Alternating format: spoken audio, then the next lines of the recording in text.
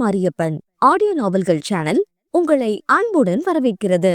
மனதுக்கு இதம் தரும் நாவல்களை நிதமும் கேட்டு மகிழுங்கள். உங்கள் ரசனைக்கு விருந்தளிக்கும் நாவல்களை தொடர்ந்து கேட்க சேனலை சப்ஸ்கிரைப் பண்ணுங்க, லைக், ஷேர் அண்ட் கமெண்ட் பண்ணுங்க. இணைந்திருங்கள் நித்யா மாரியப்பன் ஆடியோ நாவல்கள் சேனலுடன். நான் உங்கள் ஆர்ஜே சோபனா. அனுபல்லவி, அத்தியாயம் 13. என்றைக்கும் போல அதிகாலை 4 மணிக்கே உறக்கம் கலைந்துவிட்டது பல்லவிக்கு. வழக்கமாக அன்னையுடன் சீக்கிரம் எழுந்தே பழகியிருந்தவளுக்கு இது புது இடம் என்றாலும் அந்த விழிப்பு மட்டும் சரியான நேரத்தில் வந்துவிட மெதுவாய் எழுந்து அமர்ந்து சோம்பல் முறித்து கொண்டாள். அவள் அருகே துயில் கலையாமல் உறங்கும் அனுமோகன் நீ இருப்பது என் வீட்டில் என்ற பிரக்ஞையை அவளுக்கு உண்டாக்கினான். உறக்கத்தில் கூட அவன் முகத்தில் தெரிந்த அழுத்தம் அவனது பிடிவாதத்தை பறைசாற்ற அதை அனுபவத்தில் உணர்ந்தவளான பல்லவியின் இதழில் குறுநகை மலர்ந்தது. கூடவே அவன் உறங்கதானே செய்கிறான் என்ற அசட்டு தைரியத்தில் அவன் அருகே குனிந்தவள் நெற்றியை மறைத்து கிடந்த சிகையை ஒழுங்குபடுத்தி, தூக்கத்துல கூட மிஸ்டர் பர்ஃபெக்ட் மாதிரி முகத்தை வச்சுக்கணுமா அனு என்று கொஞ்சலாக உழைத்துவிட்டு அவனது நெற்றியில் முத்தமிட்டாள். பின்னர் திடீரென நினைவு வந்தவளாக, அச்சச்சோ, தூங்குறவங்க கிட்ட பேசக்கூடாதுன்னு அம்மா சொல்லிருக்காங்களே, மறந்துட்டேன் என்று சொல்லிவிட்டு நாக்கை கடித்து கொண்டவள் இனிமேல் இப்படி செய்யக்கூடாது என தனக்கு தானே கட்டளையிட்டு கொண்டாள்.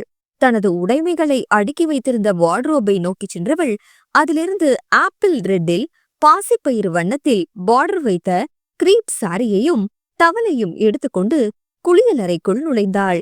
1/2 மணி நேரத்தில் குளித்து ஆப்பிள் வண்ண கிரீப்பை உடுத்திக் கொண்டு தலையில் டவலுடன் வெளியே வந்தவள் சுவர் கடிகாரத்தை நோட்டமிட, அந்த பெண்டலம் வைத்த கடிகாரமோ ஆதவன் உதிக்க இன்னும் நேரம் இருக்கிறது பெண்ணே என்று அவளுக்கு அறிவித்தது. அதுவரை என்ன செய்வது என யோசித்தவளுக்கு, என்ன கொஞ்சம் பாரேன் என்று அழைப்பு விடுத்தது அவளது கணவனின் வடிவமைத்த சிட் அவுட். அங்கே சென்றவள் அனுமோகன் வடிவமைத்திருந்த பெர்கோலா தடுப்பின் கீழே கிடந்த கவுச்சில் போய் அமர்ந்தாள். அதன் தூண்களில் படர்ந்திருந்த கொடிகளை ரசித்தபடியே அஸ்தமனமாகும் சந்திரனின் ஜொலிப்பை பார்க்க ஆரம்பித்தாள். கீழ்வானில் முளைத்திருந்த வெள்ளி அவளை பார்த்து கண் சிமிட்டியது.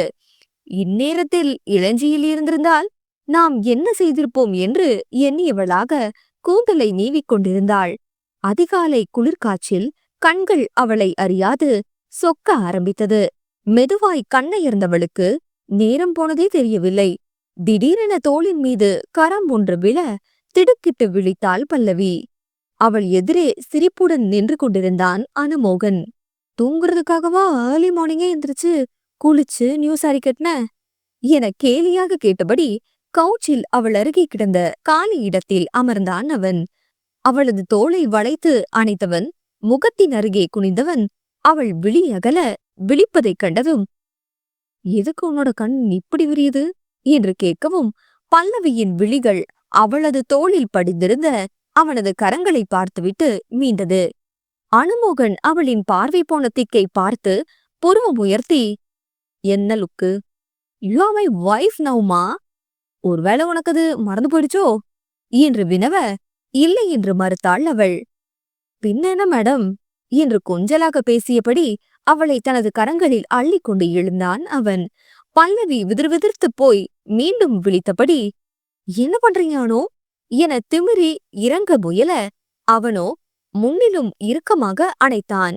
ஓவர திமிர்ன கீழே போட்டுடுவேன் என்று மிரட்டியபடி அவளை உள்ளே தூக்கி வந்தவன் சோஃபாவில் அமர்ந்து அவளையும் தன்னருகே அமர்த்தி கொண்டான். அவளின் வதனத்தை கைகளில் ஏந்தி கொண்டு, குளிர்ல இவ்ளோ நேரம் உட்கார்ந்து இப்படி குளிர்ந்திருக்கு பாரேன் என்று சொன்னபடி அவளது நாசியுடன் தனது மூக்கை உரசியவன் அவள் உள்ளே சிலிர் போடுவதை உணர்ந்தபடி அந்த மூக்கின் நுனியில் முத்தமிட்டான். பல்லவி கண்களை இறுக மூடிக்கொள்ளவும் விலகி அமர்ந்து கைகளை கட்டிக்கொண்டான். அவளே கண் விழிக்கட்டும் என காத்திருந்தான் அவன். பல்லவியும் சில நொடிகளுக்கு பின்னர் விழி மலர்த்திவிட்டு அவன் கை கட்டி அமர்ந்திருப்பதை பார்த்துவிட்டு, நான் கீழே போறேன் என்று சொல்லிவிட்டு நகர முயல, எனக்கு பிளாக் காஃபி வேணும் பவி என்று அவன் குறும்புடன் சொல்லவே சரியென தலையாட்டிவிட்டு ஓடினாள். பின்னர் தனது விருப்பமான ஆங்கில பாடலை ஒலிக்க விட்டு குளிக்க கிளம்பினான். பாடலை ஹம்மிங் செய்தபடியே குளிக்க ஆரம்பித்தான். அதே நேரம் பல்லவி கீழே சென்றாள். இன்னும் உமாதேவியும் மகாதேவனும் விழித்துக் கொள்ளவில்லை. அத்தோடு அங்கே தங்கியிருந்த வள்ளியம்மா குடும்பத்தினரும் செண்பகாதேவி குடும்பத்தினரும் கூட இன்னும் நித்திரை கலையாமல் அவரவர் அறையிலேயே முடங்கியிருந்தனர். கீழே வந்த பல்லவி அவனது அறையில் ஒலித்த பாடலை கேட்டவள் அந்த அமெரிக்க ஆங்கில உச்சரிப்பு புரியாமல் தலையில் அடித்துக் கொண்டாள். மெதுவாக கதவை திறந்து அந்த பங்களாவின் வாயிலுக்கு வந்தவள் நேற்று மாலை அவர்களை வரவேற்க போட்ட கோலத்தை பார்த்தாள். பின்னர் சுற்றும் முற்றும் தேடியதில் துடைப்பமும் கோலமாவும் கிடைக்க அன்று அந்த பங்களாவிற்கு பல்லவியின் கைவண்ணத்தில் மிளிர்த்த கோலத்துடன் காலை பொழுது விடிந்தது. கோலமாவு ஊட்டியிருந்த கைகளை கழுவி கொண்டவளுக்கு அனுமோகனின் அறையில் ஒலித்த ஆங்கில பாடல் அவன் கேட்ட பிளாக் காஃபியை நினைவுறுத்த வேகமாக அதை போட்டு எடுத்துக்கொண்டு அவர்களின் அறையை நோக்கி சென்றாள். இன்னும் 2 days வந்துருவ ஜெகத். இட்ஸ் ஓகேடா. இந்த மாதிரி நேரத்துல பிரீத்தியால டிராவல் பண்ண முடியாதுன்னு கூடவா எனக்கு புரியாது. நோவே மச்சான். ஓகேடா, 2 daysக்கு அப்புறம் மீட் பண்றப்போ எல்லாத்தையும் விளக்கமா சொல்றேன் என்று போனில் பேசிக் கொண்டிருந்தவன் காஃபி கப்புடன் நுழைந்த பல்லவியை கண்டதும் அழைப்பை முடித்தான். பல்லவி காதை தேய்த்து கொண்டவள், இந்த பாட்டை நிறுத்துறீங்களா பிளீஸ் என்று சொல்ல, ஏன் உனக்கு பிடிக்கலையா என வினவியபடி மியூசிக் சிஸ்டத்தை நிறுத்தினான் அனுமோகன். பிடிக்காம போகணும்னா முதல்ல அந்த பாட்டு எனக்கு புரியணுமே என அங்கலாய்த்தபடியே காஃபி கப்பை அவனிடம் நீட்டினாள் அவள். நான் வேணா எக்ஸ்பிளைன் பண்ணட்டுமா என கண்களில் குறும்பு மிளிர கேட்டு அவளை மீண்டும் விழியகல விழிக்க வைத்து ரசித்தபடியே பிளாக் காஃபியை அருந்த ஆரம்பித்தான் அனுமோகன். எனக்கு தமிழ் பாட்டு மட்டும்தான் பிடிக்கும். ஏன்னா அதுதான் எனக்கு புரியும். இந்த பாட்டை கேட்டா என்னவோ எனக்கு இங்கிலீஷ குத்தி கொதறி வச்ச மாதிரி இருக்கு என்று அவள் படபடவென பேசிக்கொண்டே செல்ல, அடியே வாரன் வெப்பே இதை கேட்டுட்டு உன் மேல மான நஷ்ட வழக்கு போட போறாரு. எவ்ளோ அழகான லிரிக்ஸ், அத போய் குத்தி கொதறன மாதிரி இருக்குன்னு சொல்லிட்டியே என்றபடி அவன் காஃபியை காலி செய்தான். காஃபி கப்பை டீப்பாய் மீது வைத்தவன், மியூசிக்கு லாங்குவேஜ் கிடையாது பவி என்றான் இதமான குரலில். பல்லவி அதை கேட்டு உதட்டை பிதுக்கி அழகு காட்டவும் இன்னொரு கையால் அவளை இடையோடு அணைத்து கொண்டவன், இன்னொரு தடவை அதே மாதிரி பண்ணிக்காட்டு பாப்போம் என சொல்ல அவள் முடியாதென்று மறுத்தாள். அன்றைய காலை பொழுதில் பெரியவர்கள் கண் விழிப்பதற்குள் அவர்கள் இருவருக்கும் புதுமண தம்பதிகளுக்கே உரித்தான செல்ல குறும்பும் விளையாட்டுமாய் நேரம் கடந்தது. தானும் இன்று அவளுக்கு சமைப்பதற்கு உதவுவதாக அனுமோகன் சொல்லவும் பல்லவி மறுக்கவில்லை. சமையலறை சாம்ராஜ்யம் பெண்களுக்கு மட்டுமே சொந்தமானது என்ற எண்ணமெல்லாம் அவனுக்கும் இல்லை. சொல்லப்போனால் கோயம்புத்தூரில் அவன்தானே சமைத்து சாப்பிடுகிறான். எனவே சமையல் கலையில் தேர்ச்சி பெற்ற மனைவியிடம் பாராட்டை பெற்றுவிடும் ஆவலில் அவளுக்கு உதவுவதாக சொல்லிவிட்டான். பல்லவி அவனுடன் பேசியபடியே சமையலறைக்கு வந்தவள் காலை உணவு தயாரிக்க தனக்கு உதவுமாறு கரார் குரலில் ஆணையிட்டுவிட்டு சாம்பாருக்கு தேவையான காய்கறிகளை வெட்டும் வேலை, சட்னிக்கு தேங்காய் துருவும் வேலை போன்ற சுற்று வேலைகளை அவன் தலையில் கட்டிவிட்டு அக்மாக் மருமகளாக சமையலில் ஈடுபடலானாள். மெதுமெதுவாக வீட்டினர் விழித்தனர். உமாதேவி தாமதமாக எழுந்துவிட்டோமே என அரக்க பறக்க சமையலறைக்கு வந்தவர் அங்கே மருமகள் சமைத்துக் கொண்டிருப்பதையும், இதுவரை காஃபி குடிக்க கூட சமையலறையை எட்டி பார்க்காத மகன் அவளிடம் சிரித்து பேசியபடி காய்கறி நறுக்குவதையும் வியப்பாக பார்த்துவிட்டு நின்றார். அதே நிலைதான் மீனாட்சிக்கும். இருவரும் ஒருவரையொருவர் பார்த்து கொண்டபடியே அனுமோகனின் இந்த திடீர் மாற்றத்தை நம்ப முடியாதவர்களாக அவரவர் அறைக்கு திரும்பிச் சென்றனர். ஆனால் செண்பகாதேவி அப்படியெல்லாம் போனார் இல்லை. நேரே பல்லவியிடம் வந்தவர், என்ன விளையாட்டு பவி, மாப்பிள்ளையே வேலை வாங்குற என கடிந்து கொள்ள, சுத்த வேலை தானே செய்ய சொல்லிருக்கேன், இதுல என்ன தப்பு இருக்கு என்று அசட்டையாக கேட்டபடி அவன் துருவி தந்த தேங்காயை மிக்சியில் அரைக்க துவங்கினாள் அவள். செண்பகாதேவி கண்ணீர் மல்க வெங்காயம் நறுக்கும் மருமகனை பரிதவிப்புடன் பார்த்தவர் இந்த காட்சியை உமாதேவி கண்டுவிட்டால் என்னவாகும் என கலங்கினார். ஆனால் அவரது அருமை மருமகனோ கண்களை துடைத்தபடியே வெங்காயத்தை நறுக்கினான் ஒழிய மறந்தும் மாமியார் பக்கம் திரும்பவில்லை. பல்லவி அவனிடம், இன்னுமா வெங்காயம் நறுக்கி முடிக்கல என அதட்டலாக கேட்க, செண்பகாதேவி பல்லை கடித்தவர் அவளது கையை பற்றி தனியே அழைத்துச் சென்றார். கொஞ்சமாச்சும் அறிவிருக்கா பவி, நீ பொறுப்பான பொண்ணுன்னு நினைச்சா இப்படி சின்ன பிள்ளைத்தனமால நடந்துக்கிற உதவிக்கு ஆள் வேணும்னா என்ன எழுப்ப வேண்டியது தானே?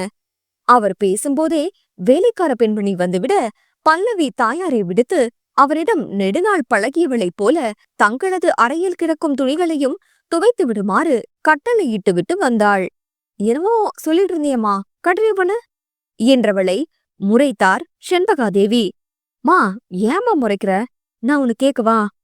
கிச்சன் என ஆம்பளைங்களுக்கு தடை செய்யப்பட்ட பூதியா? உன் மருமக வெங்காயம் உரிச்சப்போ 2 சொட்டு கண்ணீர் விட்டதுக்கு ஏன் இவ்ளோ கலவரப்படுற? என்ன கேட்டா எல்லா ஆம்பளையும் வாரத்துல ஒரு நாளாச்சும் சமைக்கணும். அப்பதான் சாப்பாடு ஒண்ணும் மாயாஜாலத்தால வரல, அத செஞ்சு முடிக்கிறது எவ்ளோ கஷ்டம்னு அவங்களுக்கு புரியும்.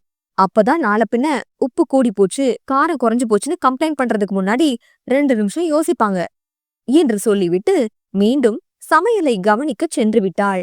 அனுமோகன் அவள் சொன்ன வேலைகள் அனைத்தையும் செய்தபடியே அவளது வாதத்தையும் கேட்டுக்கொண்டிருந்தான். இன்ட்ரெஸ்டிங். இப்பதான் நான் ஃபர்ஸ்ட் மீட்ல பார்த்தப்பவே வெளியே வந்திருக்கா.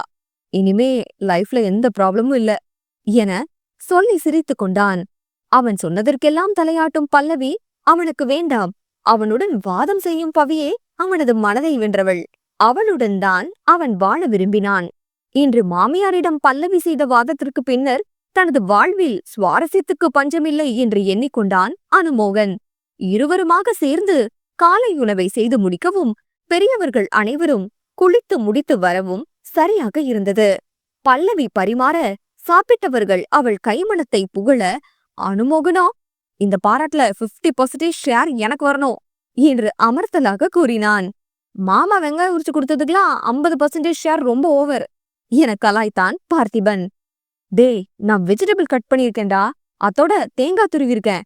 இந்த வேலைக்கெல்லாம் 75% ஷேர் எனக்கு தான் வரணும். அப்படி வாங்கிட்டா உன் அக்கா வருத்தப்பட்டு மனசுடைஞ்சு போயிடுவாளேன்னு யோசிச்சு என்னோட ஷேர குறைச்சு கேட்டேன் என்றான் அவன் விடாப்பிடியாக. இளையவர்களின் இந்த அரட்டையை பார்த்து ரசித்தபடியே பெரியவர்களும் சாப்பிட்டு முடித்தனர். பல்லவி தானும் காலை உணவை முடித்தவள் மதிய உணவு சமைக்க ஆயத்தமாகவும் உமாதேவி தடுத்தார். இன்னும் கொஞ்ச நேரத்துல இளஞ்சிக்கு போகணும் பவி. நீ லக்கேஜ் எடுத்து வை. குமார கோயில்ல வேண்டுதல் பாக்கி இருக்கு. இன்னைக்கு சாயங்கால பூஜைக்கு அங்க சொல்லியாச்சு.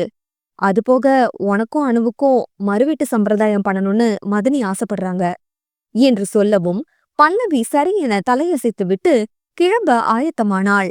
மகாதேவனும் அனுமோகனும் ஆளுக்கொரு காரை எடுத்துக்கொள்ள பல்லவியுடன் இளையவர்கள் மற்றும் மீனாட்சியும் அனுமோகனின் டொயோட்டோ யாரிஸில் அமர்ந்தனர். மணி மகாதேவனுடன் முன்னிருக்கையில் அமர்ந்து கொள்ள மற்ற இருக்கைகளை வள்ளியம்மா, சங்கரி, உமாதேவி மற்றும் செண்பகாதேவி ஆக்கிரமித்துக் கொள்ள மகாதேவனின் டொயோட்டோ ஃபார்ச்சூனர் கிளம்பியது.